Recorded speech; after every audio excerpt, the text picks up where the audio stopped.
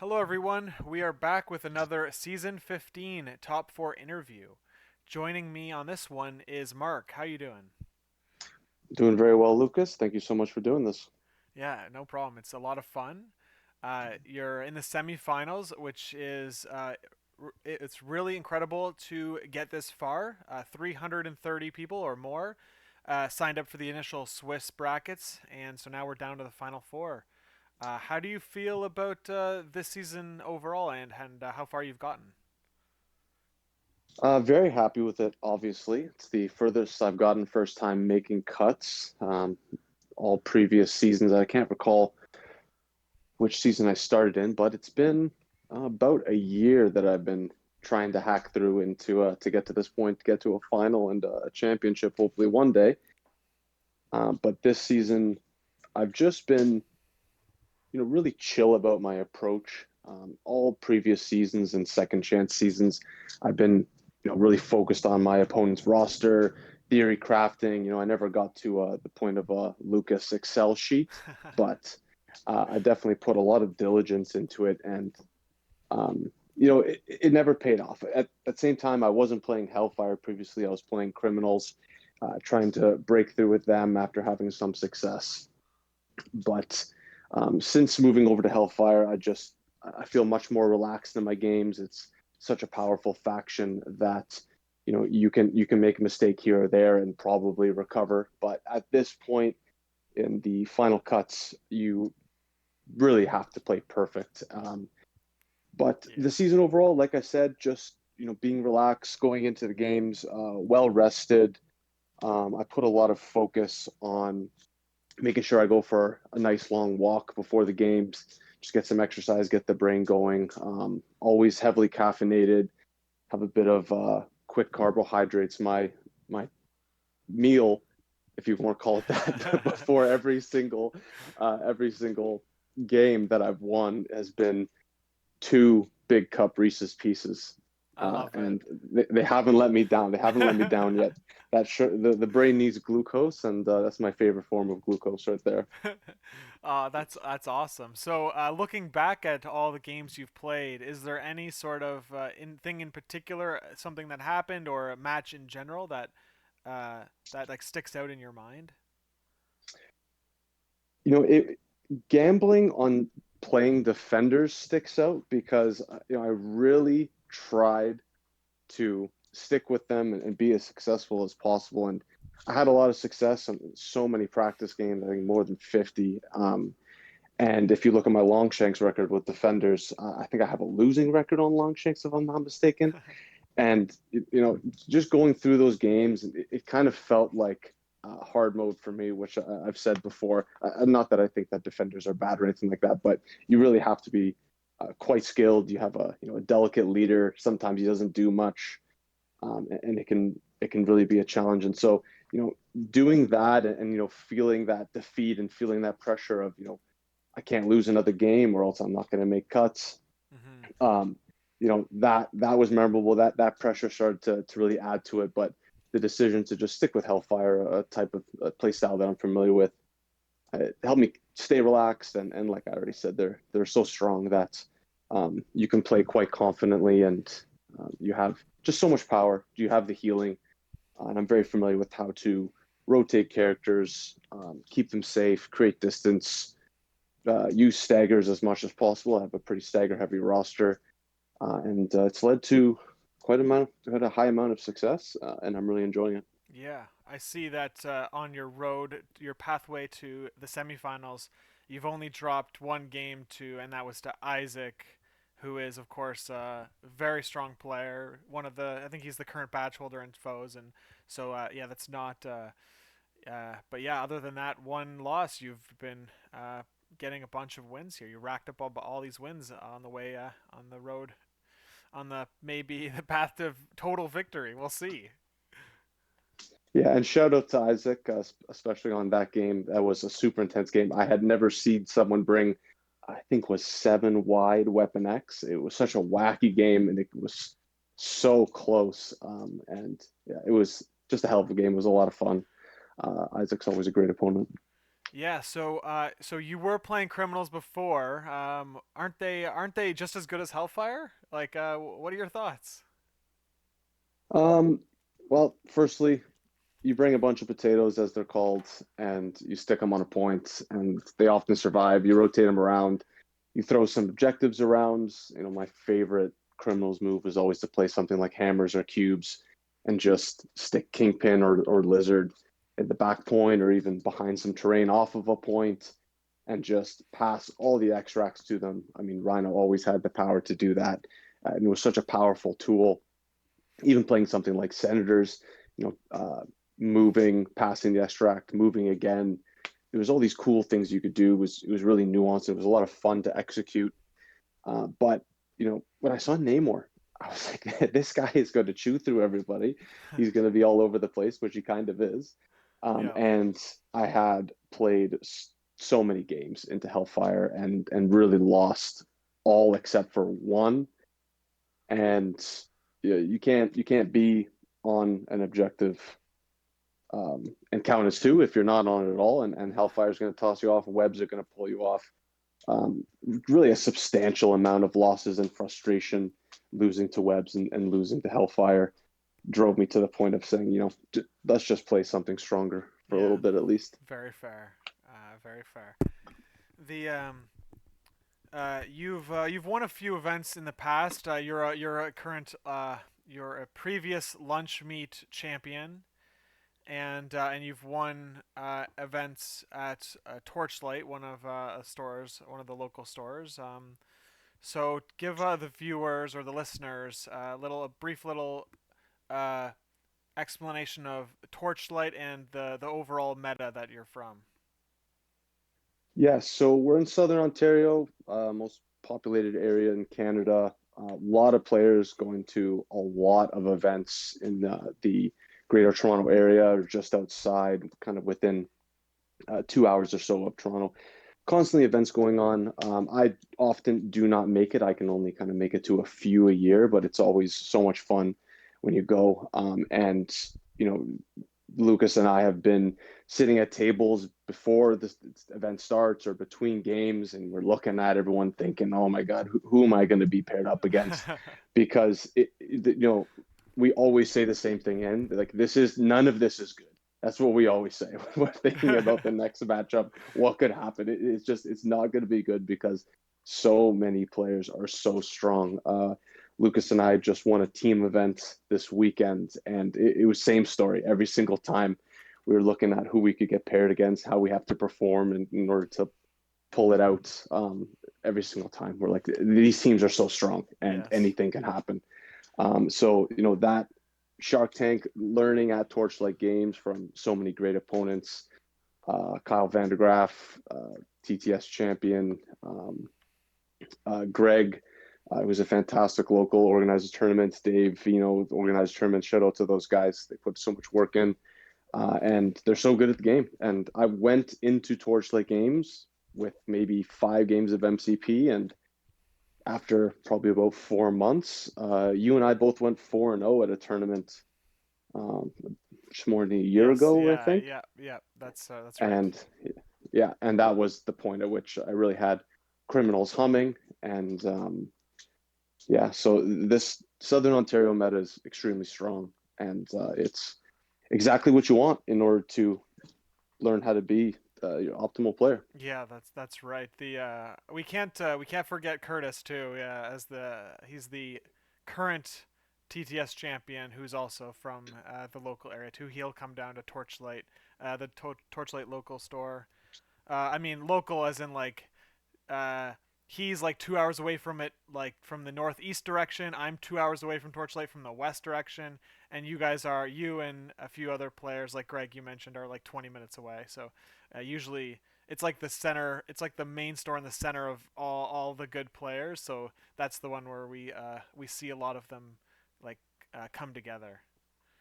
Absolutely, and we just had a GT there that they hosted, and heads up to anyone listening.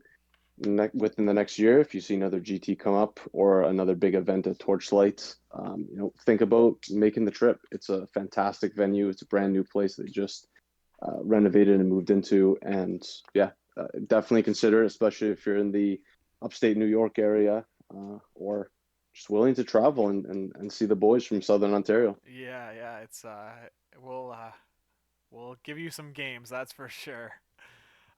The so It's funny. I remember when you said that about like, oh my gosh, like I could get paired into any of these like monsters. It was funny because you and I and a few other like most like we were sitting at a table and all of us were like 3-1 or something, or it was like 2-1. I don't remember at that point, and it was like, man, I'd rather get the pair up because all the 2-1s are just absolute animals. And yeah, so it's yeah, that's we have a lot of good players in the area, so it's really great that we can like sharpens iron type situation. Yeah, it definitely does in MCP. And if you're a listener and you kind of get casual games, or you're thinking about how you can get stronger, it's your local area. That's what the most fun is putting the models on the table and getting to know people and learning in person. But if you can't, like me, we so often have to get on the LGS forum on Discord and grab a game. And what I will say is that every single competitive player that I've ever played against has just been an absolute beauty. Such a pleasant experience, and never feel intimidated to play a top player, and never be shy to ask what could you do better in order to improve your game, because it's going to work. You know, how many games that I have to lose to get to this point where I might make a final. Yes, yes, that's right. It was a hell of a lot. Yes, I am in the same boat. I have lost countless games, but you're always looking to improve.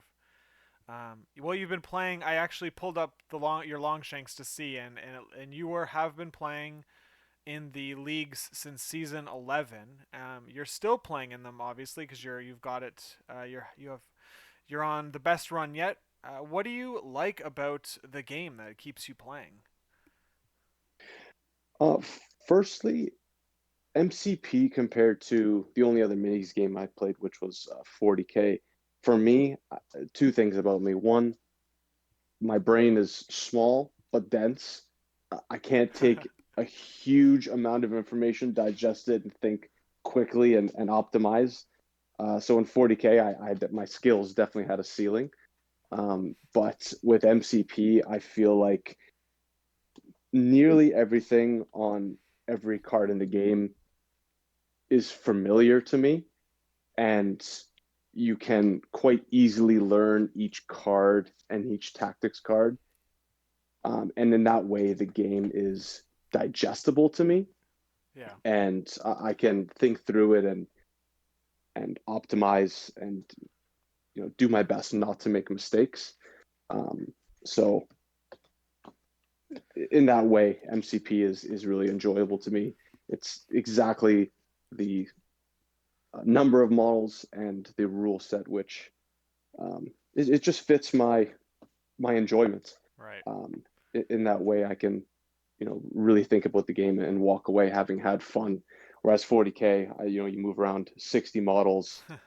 You leave a shoulder pad peeking out behind a wall, and all of a sudden you're eviscerated and you lose. It was a lot of that happening playing 40K, and it was very demoralizing. Whereas, well, there's just none of that in 40K. There's just a bunch of crits you got to watch out for. But that's why you Right. play Right. Black Cat. Yeah. That's yeah. That's very fair. The Oh, I forgot what I was gonna say. Do you have a favorite character or model in the game, or what's your connection to Marvel? Is it the MCU? Do you have any comics? What are your thoughts? Uh, as a kid, it was the 90s Spider-Man that really got me into Marvel. Um, X-Men as well in that same time period. My friends and I would just generally enjoyed it. So we collected some trading cards back in the day, and so that was always stuck in my mind. And then when the movies really started coming in, the Spider-Man movies, Iron Man, etc., just always loved those.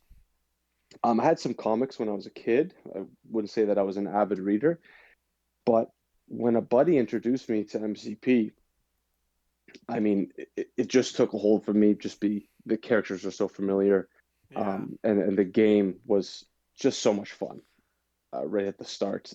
But MCP has actually led me to get deeper into Marvel, reading comics. Um, there's a fantastic YouTube synopsis that I've gone through of entire series, learning about the Infinity Wars, Secret Wars. Um, the comic versions are so dense and quite incredible stories, and so I've been enjoying them thanks to MCP. It's really been a gateway. Very cool. And when we were at the recent event last weekend or this weekend, yesterday, you showed me your some of your holographic collectible Marvel cards. So why don't you what's going on there?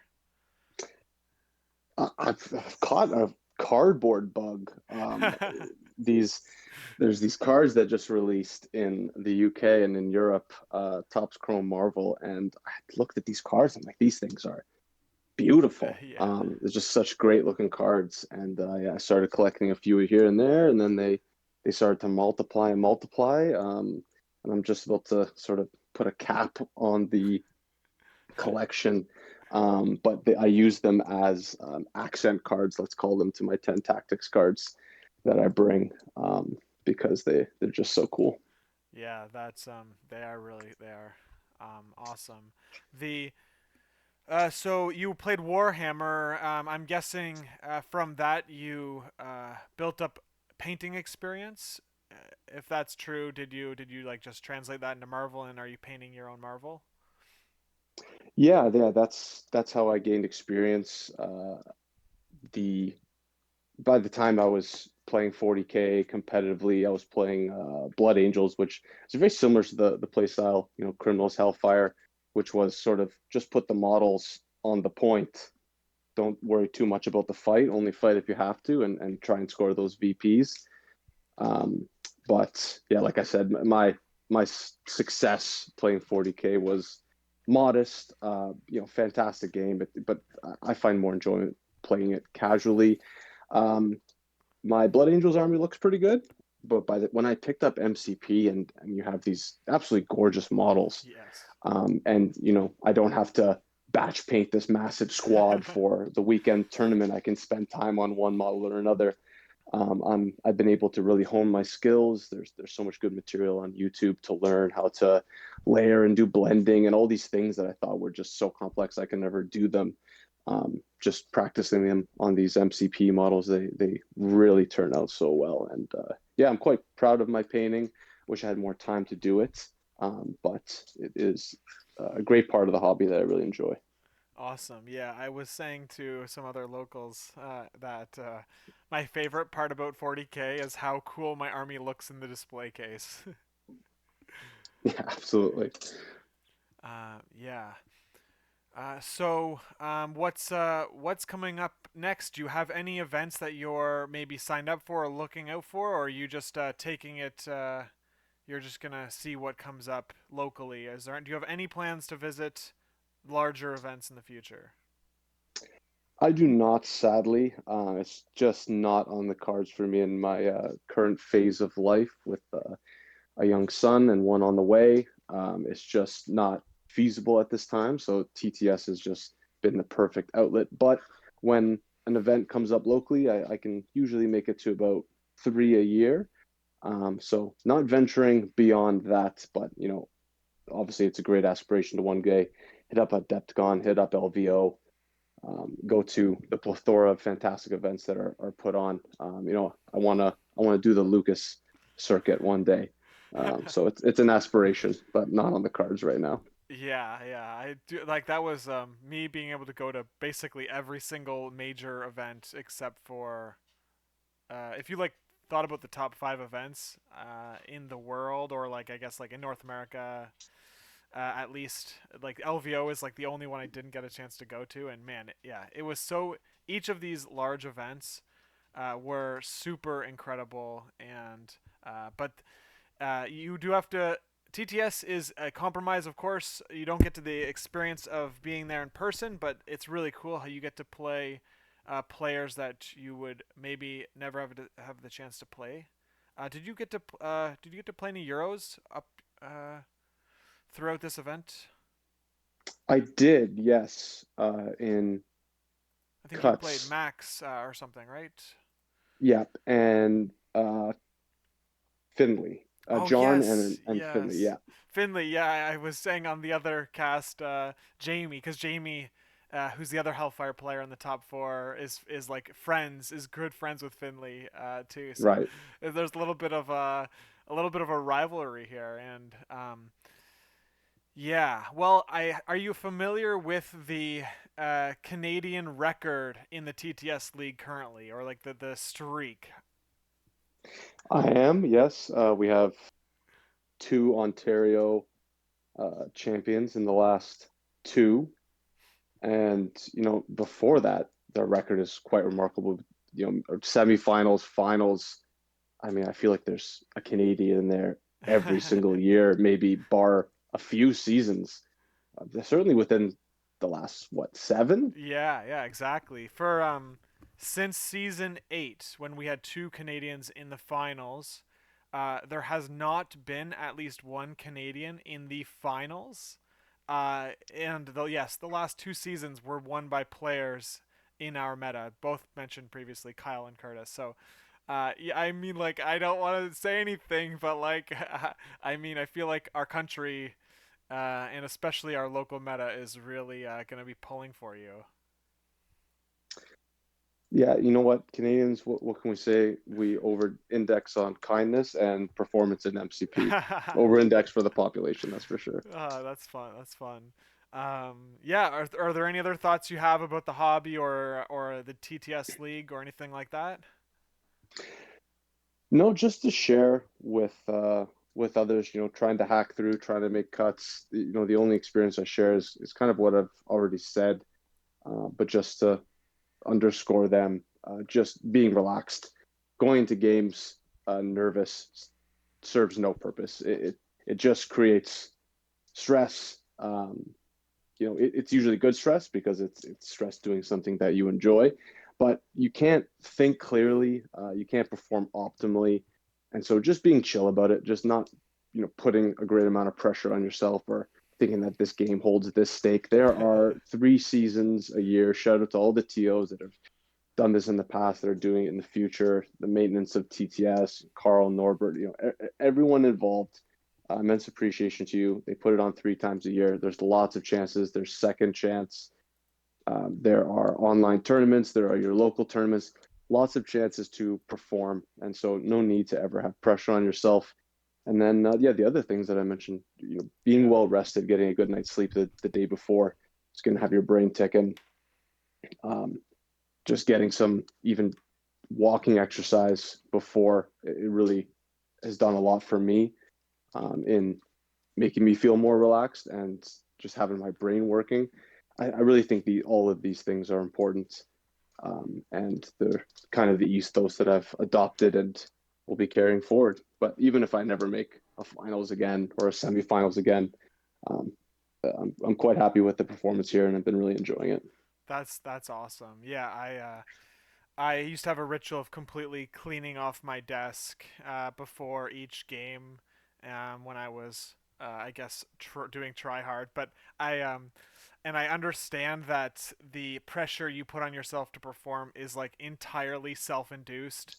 Um, and but like I think I just couldn't help myself. Maybe that was just a weakness in my approach, is that I couldn't not care about it until it was over, or like not. I guess like that's the wrong word, but like um, I couldn't feel like I put everything into it, and that is obviously it can swing very heavily in how you feel in the moment, at the game, when the game is like immediately over, very low or very high, and then you have to then rebalance your thoughts after a bit of time.